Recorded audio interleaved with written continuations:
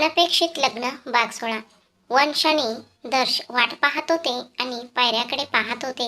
अचानक वेदा आणि रिवा पायऱ्या उतरताना पाहून त्यांचे डोळे आणि श्वास अचानक थांबले. रिवाने एक सुंदर sky blue colour one piece, तिचे मोकळे केस आणि थोडं मेकअप आणि मॅचिंग डायमंड ज्वेलरी, त्या ड्रेसमध्ये ती परीसारखी दिसत होती. दरम्यान वेदाने एक सुंदर grey colour half shoulder one piece, केसांचे हेअरस्टाईल आणि तिचे चेहऱ्यावर हलका मेकअप असल्याने ती देखील खूप सुंदर दिसत होती.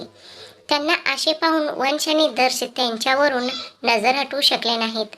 पण दोन्ही मुलींना ते लक्षात आले नाही, कारण त्या त्यांचे ड्रेस सांभाळण्यात मग्न होते. वेदाकडे पाहून दर्श मनात म्हणाला, लाडू, मला तू कधीच इतकी सुंदर वाटली नाहीस. आज माझ्या नजरा बदलल्या आहेत ग. भावनांमध्ये बदल झाल्यामुळे हे घडले आहे का? हे विचार करत त्याच्या चेहऱ्यावर एक गोड हास्य फुलले.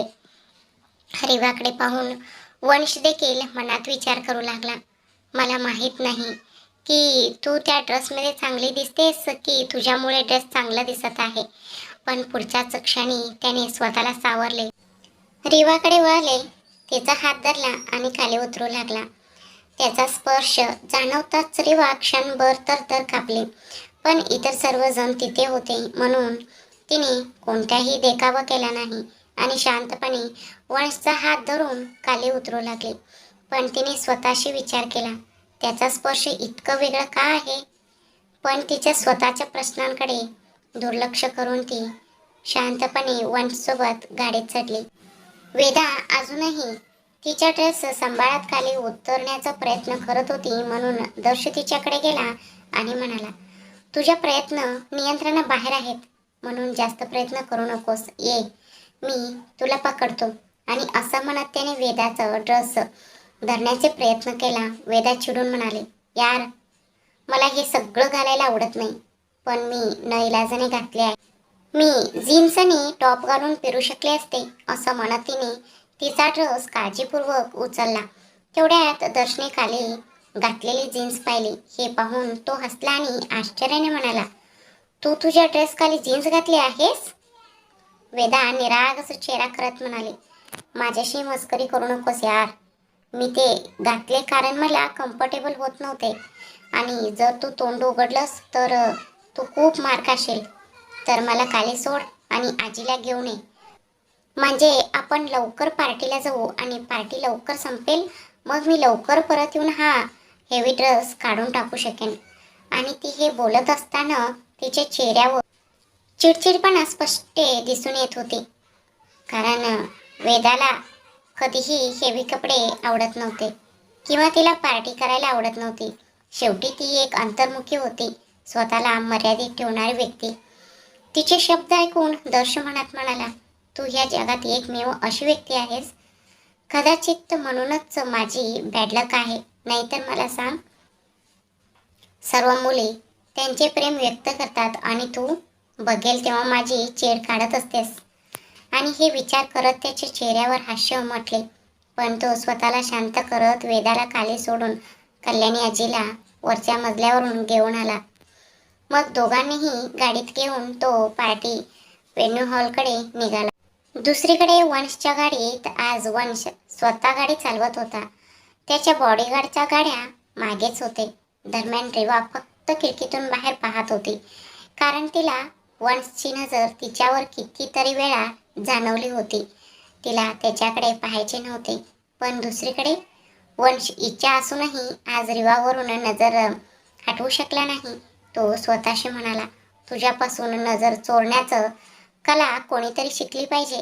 हा विचार करत तो हसत कधी रिवाकडे पाहत तर कधी रस्त्याकडे पाहत होता.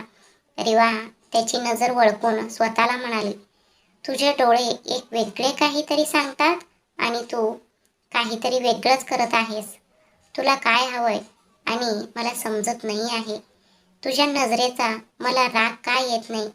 माझा चेहरा का लाल होत आहे?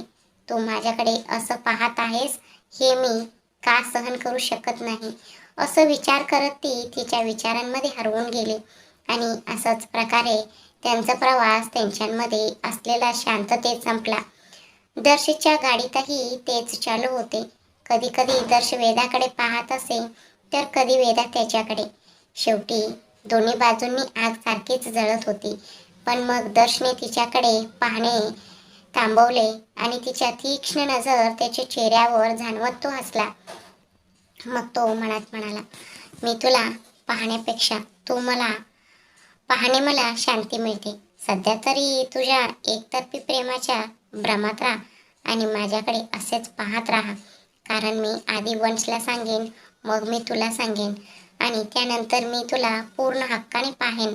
शेवटी मी पहिल्यांदाच प्रेमात पडलो आहे आणि जिच्यावर मी प्रेम केले आहे ती माझ्यावर मनापासून प्रेम करायचे आणि तिचे प्रेम मला जपायचे.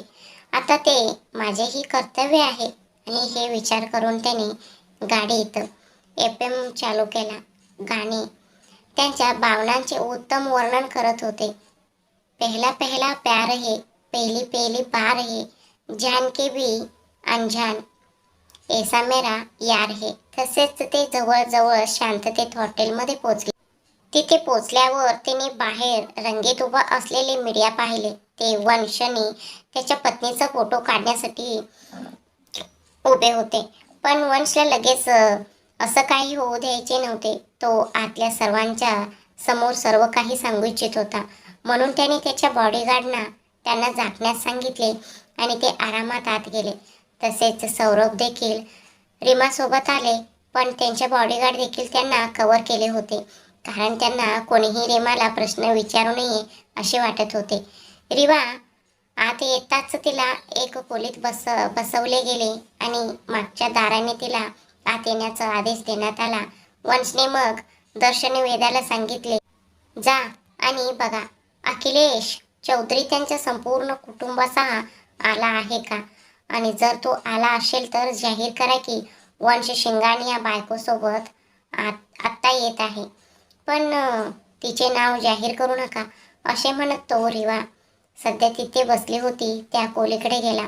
वंशचे बोलणे ऐकून दर्शनी वेदा बाहेर आले आणि हॉलभोवती पाहू लागले. मग त्यांची नजर अखिलेश चौधरी आणि त्याच्या कुटुंबावर पडली. ते दोघेही एकमेकांकडे पाहून हसले आणि स्टेजवर निघाले. वेदा आणि दर्श यांनी घोषणा करताच संपूर्ण हॉलमधून लाईट बंद करण्यात आली आणि स्टेजच्या मागच्या प्रवेशद्वारावर एक प्रकाश पडला. संपूर्ण हॉल धुराने वेढला होता आणि फक्त 2 लोकांच्या सावल्या दिसत होत्या. यामुळे वंशच्या पत्नीला पाहण्यासाठी सर्वांचा उत्साह वाढला. तिथे बसलेल्या चौधरी कुटुंबाने त्यांच्याकडे पाहिले आणि म्हणाले, ती मुलगी कोण आहे? वंश शिंगाणे यासारख्या माणसाने अचानक कोणाशी लग्न केले? आकाशने पुढे पाहिले आणि म्हणाला, ती कोणीही असो, आपल्याला काय फरक पडतो, आपण पाहूया. ते एकमेकांशी बोलत असताना अचानक त्यांना स्पॉटलाईटमध्ये 2 हळूहळू हलणाऱ्या सावल्या दिसल्या. अचानक वंशच्या उपस्थितीने रीवाचा चेहरा सर्वांसमोर आला. तिला पाहताच चौधरी कुटुंबाला अचानक एक मोठा धक्का बसला. वंशीसोबत रीवाला पाहून आकाश सुरुवातीला आश्चर्यचकित झाला, पण दुसऱ्याच क्षणी त्याच्या चेहऱ्यावर राग आला. तो म्हणाला, त्याची माझ्या रीवाशी लग्न करण्याची हिंमत कशी झाली? मी त्याला सोडणार नाही, मी त्याला मारून टाकेन. आणि हे बोलून त्याचे डोळे रागाने आणि उत्कटतेने लाल झाले आणि तो त्यांच्याकडे जाऊ लागला. पण मग तिथे उपस्थित असलेले त्याचे वडील अखिलेश चौधरी यांनी त्याचा हात धरला आणि त्याला थांबवले आणि म्हणाले, तुझा मूर्खपणा तुझ्याजवळ ठेव, विसरू नको, इथे मोठमोठे लोक आणि मीडियावाले आहेत आणि तू ज्या व्यक्तीला मारण्याची चर्चा करत आहेस तो एक प्रसिद्ध उद्योगपती आहे. त्याच्या वर्चस्व आमच्यापेक्षा खूप जास्त आहे. आता तुला हवं असले तरी तू काहीही करू शकत नाही, कारण ही मुलगी आता सामान्य मुलगी नाही, ती वंश शिंगाणे याची पत्नी आहे. पण जर तू काही चुकीचे पाऊल उचलले तर फक्त तूच नाही तर माझी राजकीय कारकिर्दी धोक्यात येऊ शकते. म्हणून शांत राहा, फक्त तमाशा पाहत राहा. आम्ही त्यावेळी तुमची साखरपुडा जाहीर केला नव्हता, नाहीतर आज तुझा अपमान झाला असता. आणि असं म्हणत त्याने आकाशला त्याचं शेजारी उभे केले.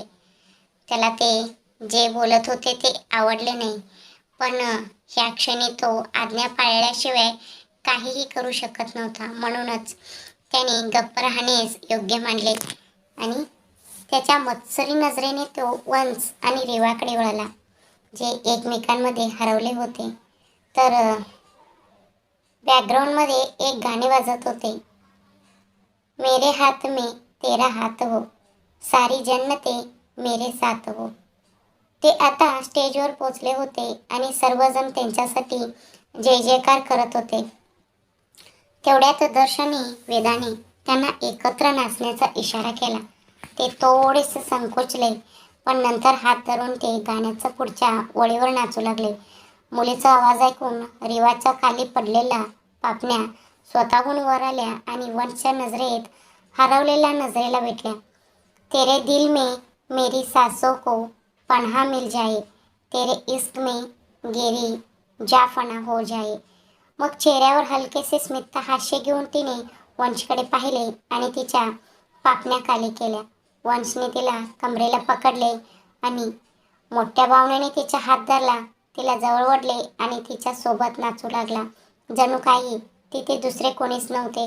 दोघेही एकमेकांमध्ये हरवून गेले होते. कदाचित गाण्याचे बोल किंवा त्यातील ओळी आता त्यांच्या कानात घुमत नव्हत्या. रिवाची अनिच्छा असूनही ती वंशमध्ये स्वतःला हरवू लागली होती.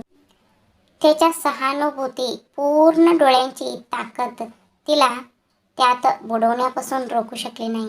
मग सर्व दिवे आपोआप चालू झाले आणि वरून गुलाबाच्या पाकळ्या त्यांच्यावर पडू लागल्या, ज्यामुळे वातावरण आणखी रोमॅन्टिक झाले.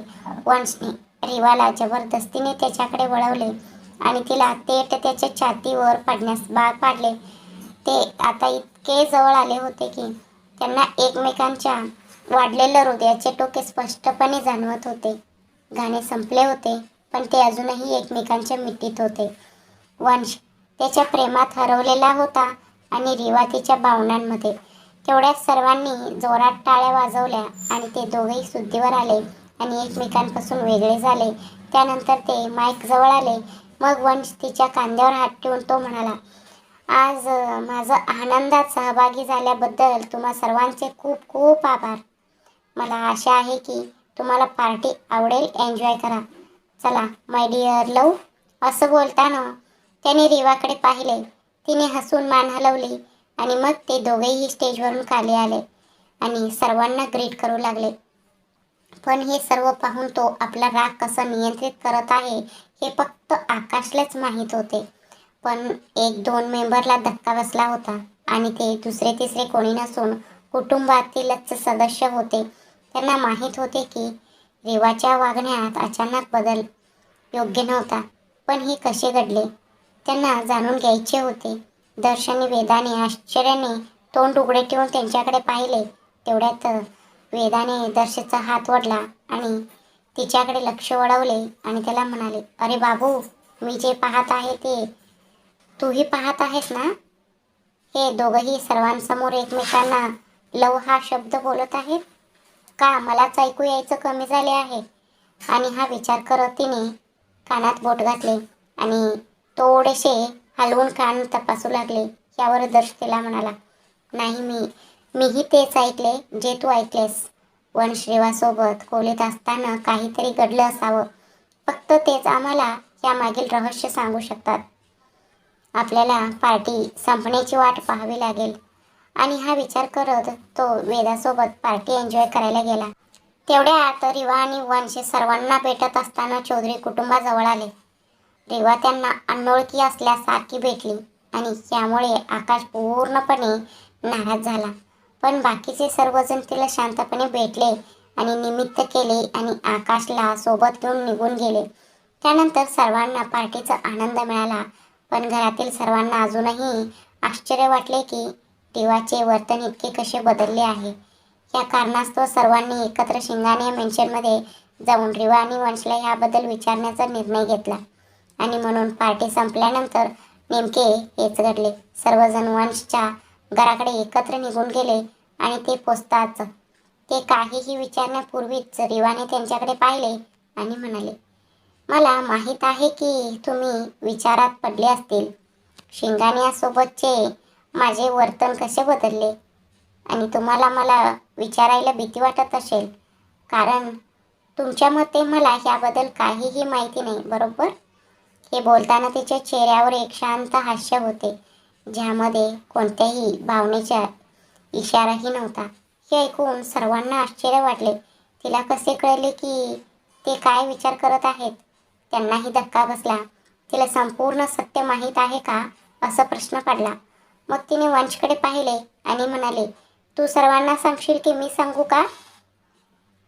वंशचं चेहऱ्यावर एक कुटील हास्य उमटले आणि त्याने सर्वांकडे पाहिले, जे त्याच्याकडे प्रश्नार्थक नजरेने पाहत होते. आणि मग एक दीर्घ श्वास घेत तो म्हणाला, खरं तर जेव्हा मी वेदा आणि दर्शला अनाउन्समेंट करण्यासाठी पाठवले आणि रिवाच्या खोलीत गेलो, तेव्हा मी तिला आकाशने त्या निष्पाप मुलीशी काय केले ते सांगितले आणि पुरावे दाखवले. त्यानंतर ती अजूनही माझ्यावर लग्नाबद्दल रागवली होती. मी तिला आधी का सांगितले नाही म्हणून, पण तरीही ती मुलगी जिवंत असेल, तिच्या जीवाला धोका नको म्हणून ती आकाशवर न रागावता आम्हाला पाठिंबा देण्यास तयार झाले, जे तिच्याकडून अपेक्षित नव्हते. आणि हे म्हणत त्यांनी रेवाकडे हसून पाहिले, जी त्याच्याकडे एका भयानक नजरेने पाहत होती. तेव्हाच वंश पुन्हा बोलला, आणि मी तिला आमच्या कॉन्ट्रॅक्ट मॅरेजचे कारण सांगितले आहे आणि ते तुम्हाला सर्वांनाही माहिती आहे, कारण ती माझ्यामुळे रडू नये. शेवटी ती माझी मैत्रीण आहे.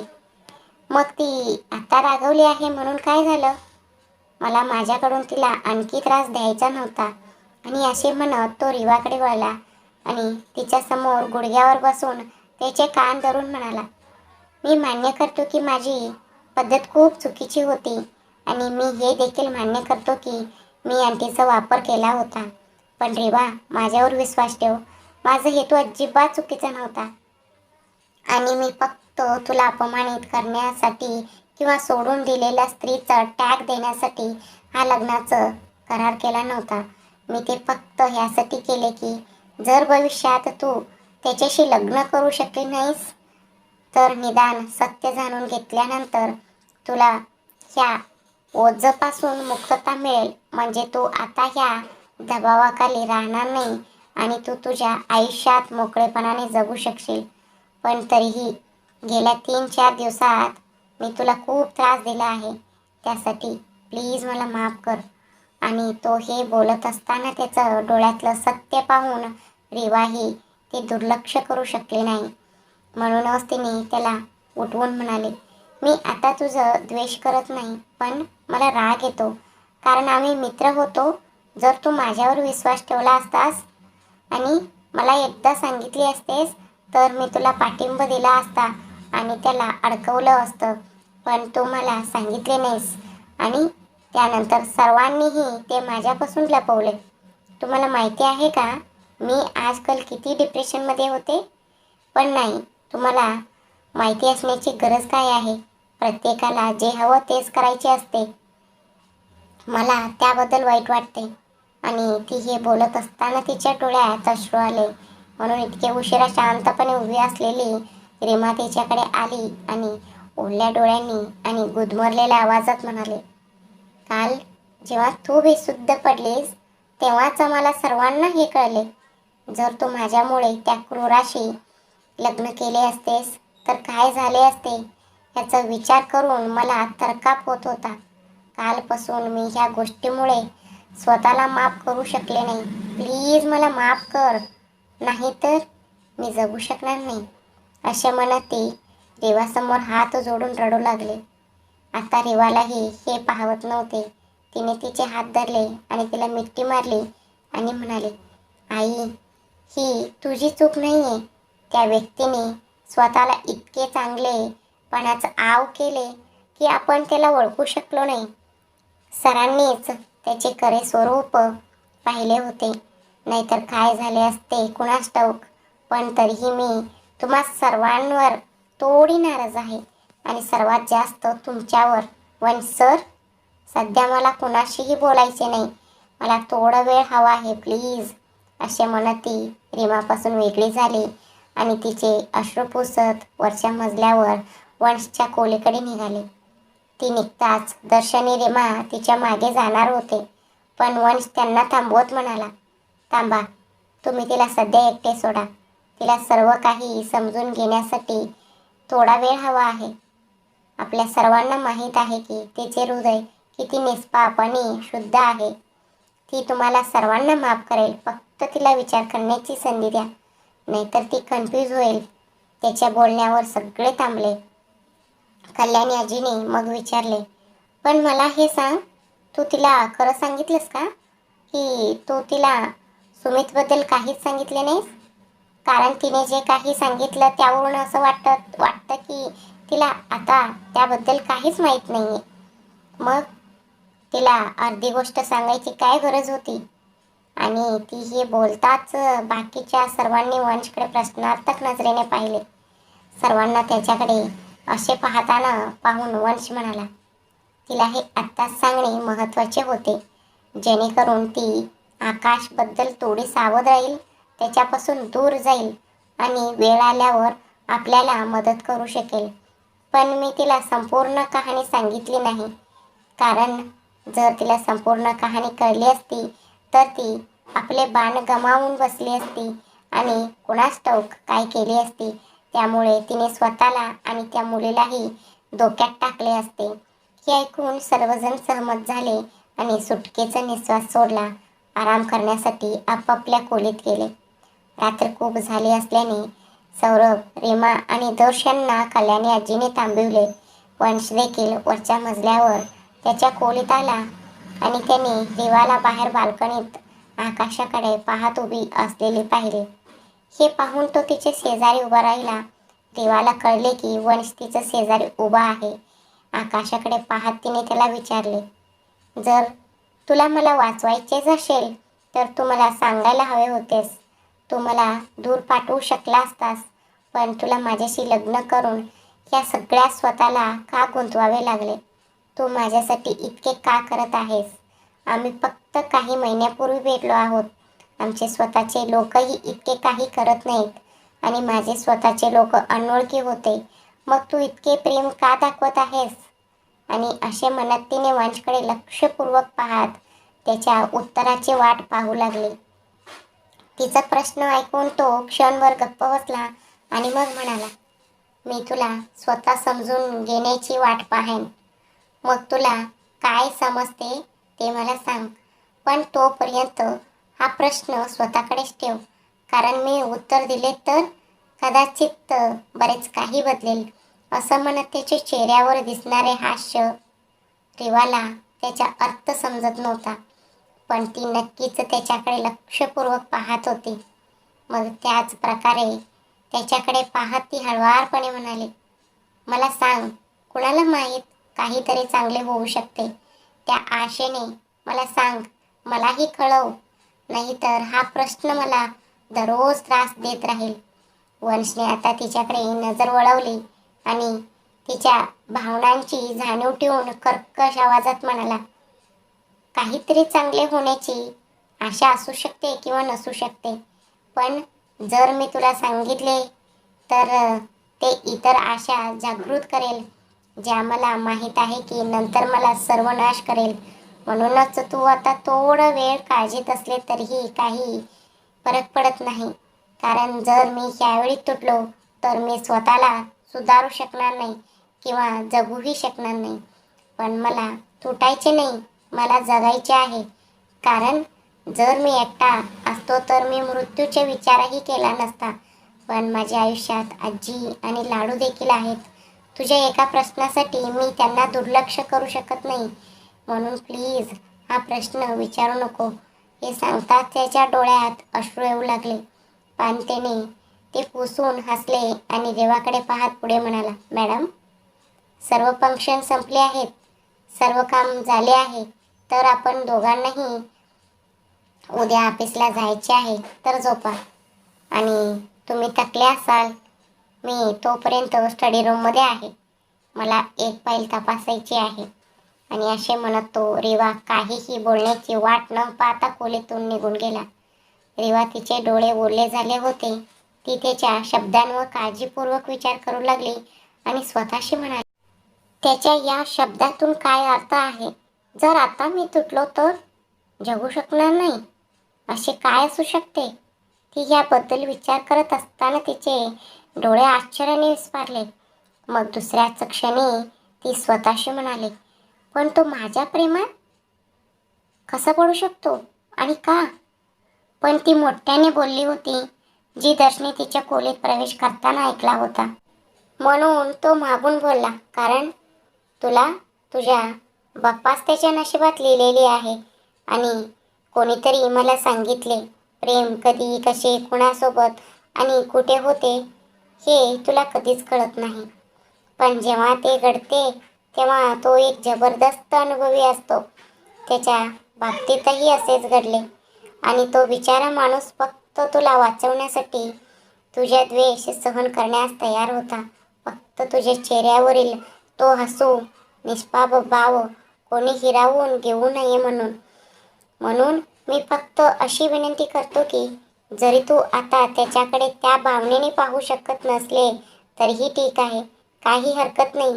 पण एकदा प्रयत्न कर, नाहीतर तू अशा व्यक्तीला गमावशील जो तुझ्यावर जीवापाड प्रेम करतो. आणि हे बोलून त्याने एक दीर्घ श्वास घेतला आणि पुढे म्हणाला, आणि मी इथे माफी मागण्यासाठी आलो आहे, त्याला वाचवण्यासाठी नाही.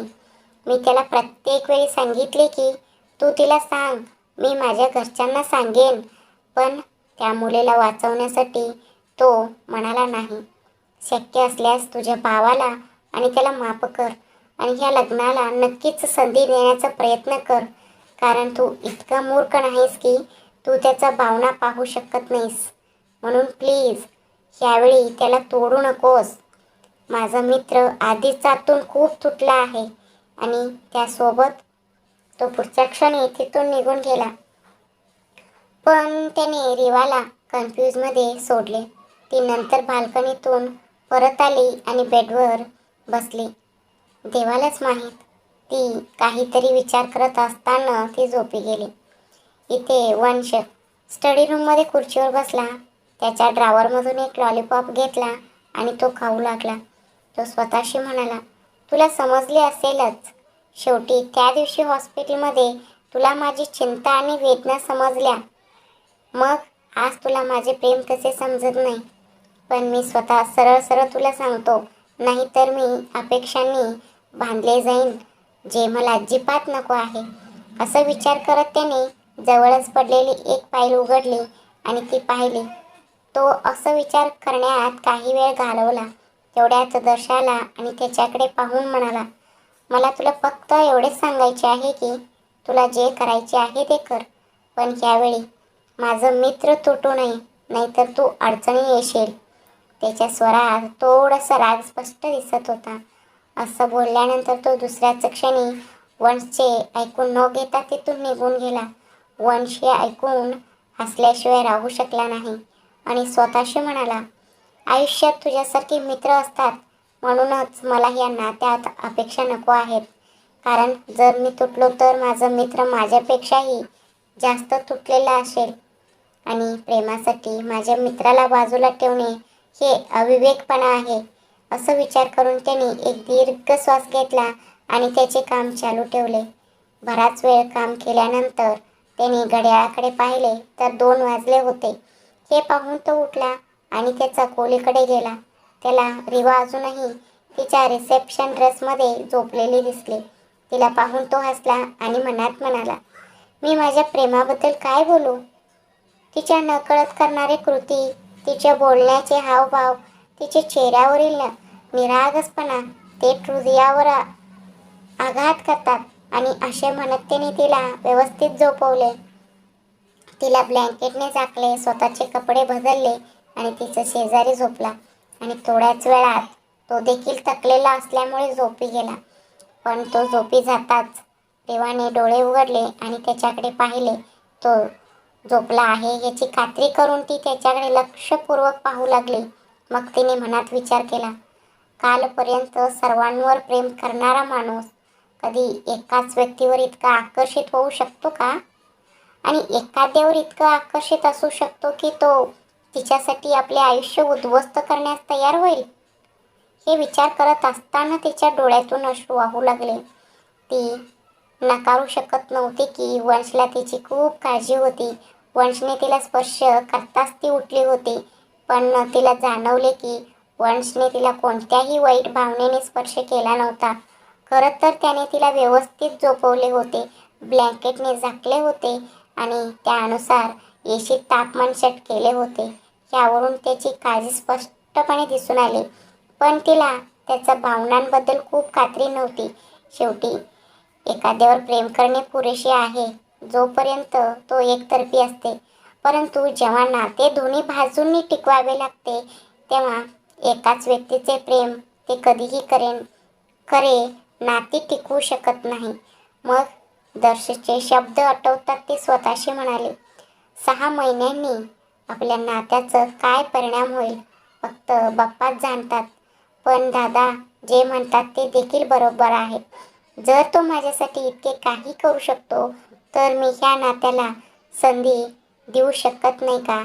शेवटी जर मी त्याच्याशी लग्न केले नसते, जर मी दुसऱ्या कुणाशी लग्न केले असते किंवा अगदी त्या क्रूर व्यक्तीचे, सत्य उघड होईपर्यंत आणि कदाचित ते खूप उशीर झालेला असेल.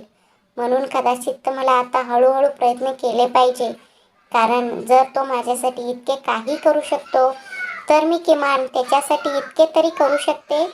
असे म्हणत तिने तिच्या डोळ्यातून वाहणारे अश्रू पुसले आणि वंशकडे लक्षपूर्वक पाहू लागली. आणि पाहत असताना तिला कधी झोप लागली हे तिला कळलेच नाही.